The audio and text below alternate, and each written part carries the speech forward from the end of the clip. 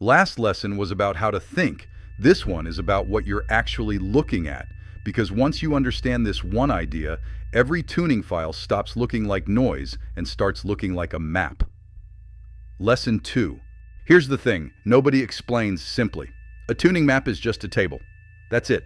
Rows, columns, and a number in every box. It can look intimidating, hundreds of cells, colors, numbers everywhere. But strip all that away and it's a spreadsheet. 3 pieces of information.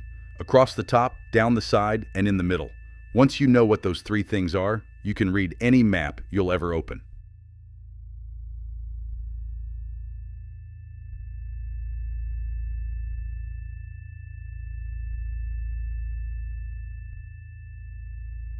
So let's name them.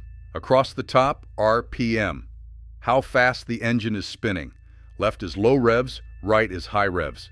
Down the side, load. How hard the engine is working. Light cruising at the top, full throttle at the bottom, and in every cell where a row and column meet, the value. On a fuel map, that's how much fuel.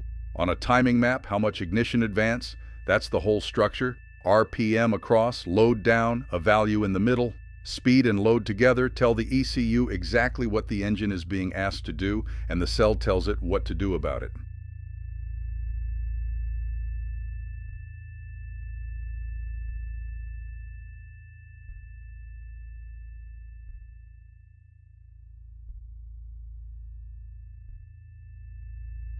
Now you can read a single cell like a sentence. Pick any box.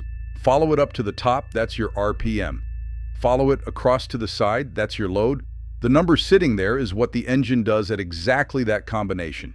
3,000 revolutions per minute, half load, this much fuel. And the ECU doesn't jump between boxes. It blends smoothly between a cell and the ones around it, so nothing snaps. Read enough cells and the whole map starts to tell a story about how the engine behaves.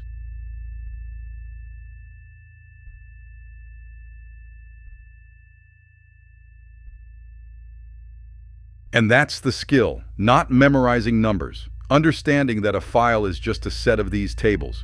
Read the table, and you can see what someone decided.